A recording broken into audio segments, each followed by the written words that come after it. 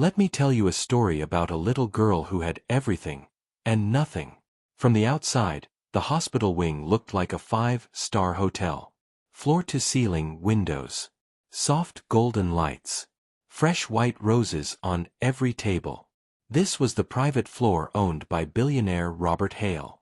Inside the last room at the end of the corridor, a little girl was screaming. Her name was Emma. 8 years old. Tiny arms covered in bruises from IVs. A thin scarf wrapped around her bald head. She had cancer. And she was exhausted from being brave. "No, I don't want her," Emma shrieked, throwing a pillow across the room. The nanny flinched, her perfect bun coming loose. "Sir, I'm sorry," the nanny stammered, turning to Robert. "I can't do this. She bites. She screams. She refuses her medicine. I quit." It was the third nanny this month. The door slammed. Silence for half a second. Then Emma's sobs started again, raw and painful. "Daddy, don't leave. Don't leave me here." Robert's jaw tightened. His tailored suit fit perfectly, but his heart didn't fit anywhere in that room. He stood there, surrounded by machines he had paid for. The best doctors. The newest treatments. But he couldn't buy what his daughter wanted most. Someone who actually stayed. Outside, staff whispered, "She's impossible. That girl doesn't need a nanny. She needs a miracle." And him. He thinks money fixes everything. Their eyes slid over the cleaning staff like they were invisible. Like maids, janitors, drivers were just part of the furniture. Among them stood a young woman with tired eyes and worn shoes. Her name was Sophia. She watched the nanny storm out. Watched Emma's small body shaking on the bed. Watched the billionaire father standing frozen, like numbers and deals had suddenly stopped making sense. Sophia's hands tightened around her mop. She knew that cry. She had heard it before. In another hospital. From another child. That night, as the city lights blinked outside and everyone else pretended they didn't hear the little girl's sobs, Sophia made a choice. The next morning, while the agency sent yet another top-rated nanny, Sophia stepped forward instead. "Sir," she whispered, voice shaking but eyes steady, "if you let me, I'd like to try." Robert stared at the maid's faded uniform. A billionaire. A poor maid. A dying child between them. He almost laughed. But Emma screamed again, a broken sound that cut through his pride. And in that moment, he nodded. When Sophia opened Emma's door for the first time, she didn't know it yet, but she was about to do something no nanny, no doctor, and no amount of money had managed to do. If you were Robert, would you trust a maid with your only child? Because what Sophia did next would change everything. The first thing Sophia noticed when she stepped into Emma's room was the smell. Disinfectant. Plastic. Metal. That cold hospital smell that clings to skin and memories. Emma lay curled on the bed, back turned, clutching a stuffed rabbit so tight its ear was nearly torn off. The machines around her beeped in nervous little rhythms. "Good morning, Emma," Sophia whispered. No fake cheerfulness. No bright clown voice. Just gentle. "Go away," Emma muttered. "You're just another nanny."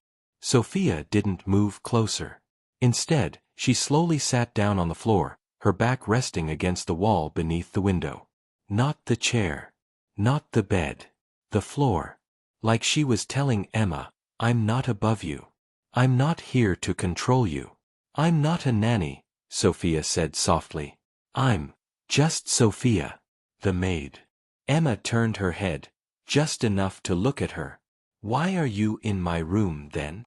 "Because I heard you crying," Sophia replied. "And I know how that feels." She said it so quietly that Emma's frown faltered. Outside, 2 nurses slowed down to peek through the glass. "Look," one whispered. "They let the maid in now? That's ridiculous. Poor girl probably thinks she can help." Their eyes rolled. Their voices were sharp. That quiet, mocking tone rich people often used. As if kindness had a price tag, too. Sophia ignored them. Her fingers traced a small scar on her own wrist. "When I was little," she said to Emma, "my little brother Michael stayed in a room like this. Same beeping. Same smell. Same ceiling."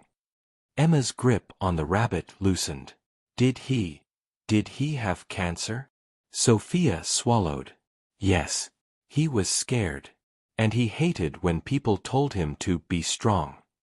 For a moment, the room went still. Only the beeping filled the silence. "I'm tired of being strong," Emma whispered, her voice cracking. "I know," Sophia replied. "So today, you don't have to be." No one had ever said that to Emma. Not the nannies. Not the doctors. Not even her father. Emma slowly rolled onto her back, eyes searching Sophia's face as if checking for lies. Sophia didn't smile. She let her own eyes shine with unshed tears. "Real. Raw. Honest. Do you want me to talk?" Sophia asked gently. "Or should we just sit?" Emma hesitated. Sit. So they sat. A billionaire's daughter in a hospital bed. A poor maid on the floor. No words. Just breathing. Outside, Evelyn, the head housekeeper, watched with disapproval. "That maid is overstepping," she muttered. "She should be cleaning, not playing therapist." But inside that room, something tiny shifted.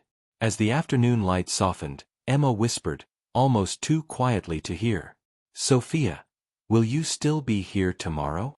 Sophia's heart clenched. "If they let me, I will." Emma turned her face into the pillow, hiding the hint of a shy, scared smile. And for the first time in weeks, the crying stopped. If you were Emma, would you trust someone who sat in silence with you instead of telling you to be strong? Because the next night, Emma's fear would explode, and Sophia would have to choose between her job and that little girl's heart. It happened 3 days later. The chemo had hit harder this time. Emma's skin looked almost translucent. Her lips were dry. The rabbit's stuffing showed through a ripped seam. Sophia was changing Emma's bedsheet slowly, humming under her breath. A soft lullaby her mother used to sing when the power went out in their tiny apartment. Emma stared at her 4-bag, at the clear liquid dripping in. "What if this doesn't work?" she whispered. Sophia's hands froze. "What if I just die?" Emma's voice cracked. "Everyone keeps saying I'll be okay, but what if they're lying?" The humming stopped. The air thickened. Sophia walked around the bed. She didn't say, "Don't talk like that." She didn't say, "You'll be fine." Instead, she knelt down so her face was level with Emma's. "I can't promise you things I don't control," she said honestly. "But I can promise you something else." "What?" Emma's eyes were wet, wide, desperate. "You'll never be alone in your fear." Emma's chin trembled.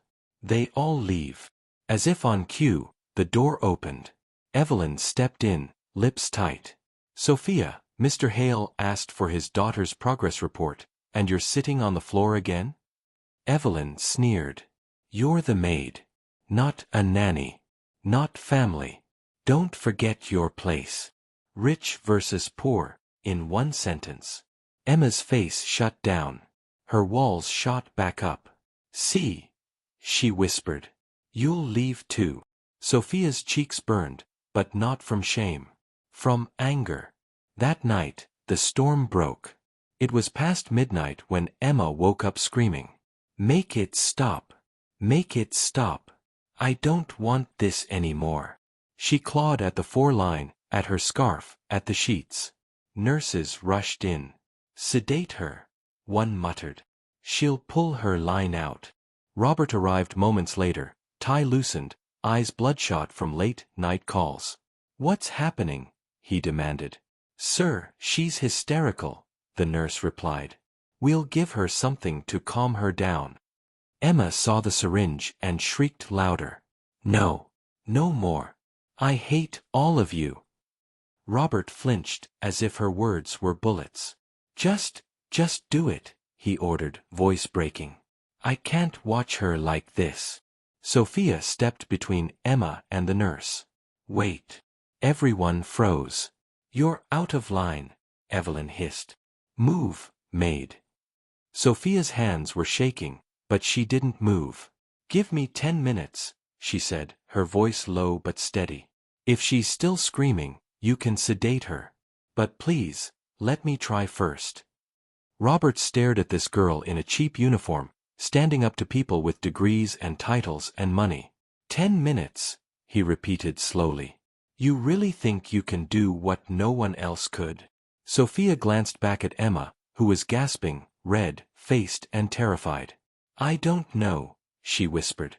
But I'm going to try. He hesitated. Then, quietly, everyone out. The room emptied, leaving only the beeping machines, a sobbing child, and a maid whose heart was pounding so loud she could hear it in her ears. Sophia locked the door. She turned back to Emma. And then, she did something no one expected. If you had 10 minutes to calm a terrified child, what would you do? Because what Sophia did next wasn't in any medical book, but it would change Emma's world. For a moment, Sophia just stood there, breathing. Emma sat up, shaking, eyes wild.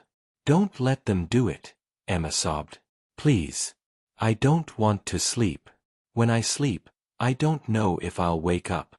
Those words hit Sophia like a punch. Slowly, she walked to the bedside table and picked up Emma's small hand. You're not crazy for being scared, she whispered. You're not difficult. You're just hurting. Emma's shoulders sagged as more tears spilled out. I hate my hair, Emma choked. Or what's left of it. The other nannies always tried to put wigs or hats or stupid dresses on me. They said I should look pretty for Daddy. But I just feel ugly. Sophia swallowed hard. There it was. The wound beneath the wound. Emma, she said quietly, can I show you something? She walked to the mirror on the wall. Slowly, she pulled the elastic from her hair. Dark waves fell around her shoulders. Your hair is pretty, Emma muttered bitterly. Not like mine. Sophia held Emma's gaze in the mirror. Without breaking eye contact, she picked up the small pair of hospital scissors from the tray. Emma froze. Sophia, what are you doing? The room went silent. Only the machines kept breathing. Snip. A lock of Sophia's hair fell to the floor. Snip. Another. Her hands shook, but she kept going. Chunk by chunk, her long hair disappeared, falling around her worn shoes like dark feathers. Emma's mouth dropped open. Stop, she gasped. You'll look like me. That's the point, Sophia said softly. When she finished, her hair was uneven, short, messy. She looked nothing like the polished staff in the hallway. She looked a human. She picked up Emma's scarf and tied it around her own head. See, she whispered, turning back to her. Now we match. 2 warriors. 2 brave Baldies. Emma's tears slowed. Her breathing steadied. No one has ever done that, she whispered. For me. Sophia climbed onto the edge of the bed carefully. Can I sit here? Emma nodded, still staring at her like she was seeing a miracle. Sophia gently pulled Emma into her arms. You can scream if you need to, she murmured. You can cry. You can be angry. I won't leave. Not for 10 minutes. Not for an hour. Not for tonight. Outside the door, Robert pressed his ear against the wood, expecting to hear more screams. Instead, silence. Then a small, shaky sound. Laughter. He fumbled for the handle and pushed the door open. What he saw made him freeze. His daughter, the one who had kicked and fought every nurse, lay curled up peacefully in the arms of a maid with badly chopped hair, wrapped in a matching scarf. The monitors showed steady lines. Emma's face, blotchy from crying, was calm. Robert's throat tightened. What did you do? He whispered. Emma looked up, eyes shining. Daddy, she said softly. This is Sophia. She's not leaving. If you were Robert, would you be angry at the maid? Or grateful? Because the next morning, the rich versus poor battle in this house wouldn't just be about money, it would be about who truly loved that little girl. The next day, the entire staff was buzzing. Did you see her hair? She's insane. She cut it off, for the girl? Evelyn stormed into Robert's office, outrage written all over her face. Sir, this is unacceptable, she snapped. The maid has completely overstepped. Cutting her hair, climbing into the child's bed, acting like family. It's unprofessional. People are talking. Your image. My image. Robert interrupted, eyes tired. My daughter slept through the night for the first time in weeks. Evelyn faltered. Still, sir, she's a maid. There are boundaries. Robert hesitated. Old habits whispered in his ear. Status. Order. Distance. Send Sophia in, he finally said. She entered a minute later, still wearing the uneven scarf. She looked smaller without her long hair, but somehow, stronger. You wanted to see me, sir? She asked quietly. Robert studied her. You defied orders, he said. You blocked the nurse. You locked the door. You cut your hair. Why? Sophia swallowed hard. Because when my brother Michael was here, she said, voice trembling, no one sat with him like that. My parents worked 2 jobs. They couldn't stay. The nurses did their best, but they were busy. And he died thinking he was a burden. Her eyes filled with tears, but she didn't look away. I promised myself, she continued, that if I ever had the chance, no child would feel that alone on my watch. I know I'm just a maid, sir. I know I don't belong in your world. But, Emma. Her voice cracked. Emma doesn't need a perfect nanny. She needs someone who's not afraid to look broken with her. Silence. Heavy. Honest. Robert looked down at his perfect desk, at the reflection of a man who had bought every treatment, but almost none of the moments. Out in the hallway, Emma watched through the glass, fingers pressed to it. Is he going to fire her? She whispered to the rabbit. Robert stood up slowly. Sophia, he said, walking around the desk, do you know how much I pay these top nannies? She shook her head. A lot, he said. But none of them did what you did. He took a breath. I don't care what your title is. If Emma wants you here, you stay. Not as just the maid, but as the person who made my daughter feel safe again. Sophia's hand flew to her mouth. Thank you, she whispered. Later that week, the doctors smiled for the first time in a long time. Her numbers are improving, Dr. Michael said. The treatment is working better now that she's calmer, eating, sleeping. In Emma's room, there was laughter again. Painted masks hung on the wall. 4 bags had silly names like Super Juice and Dragon Water. One evening, Emma tugged her father's sleeve. Daddy, she said, sit with us. He hesitated, then kicked off his expensive shoes and sat cross-legged on the floor beside Sophia and Emma. They wrapped scarves around all 3 of their heads and took a selfie. 3 baldies, as Emma called them, grinning like they'd already won.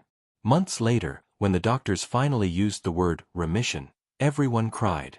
But the real miracle had begun the night a maid with nothing gave away the only thing she had left to offer. Her pride. Her hair. Her heart. In a world where money bought the machines, it was a poor girl's courage that bought a child's peace. So let me ask you, what do you think makes someone truly rich? The size of their bank account, or the size of their heart? Have you ever seen someone from a lower place show more love, courage, or loyalty than the people with all the power? Share your story in the comments, because somewhere out there, another Emma might need to hear it.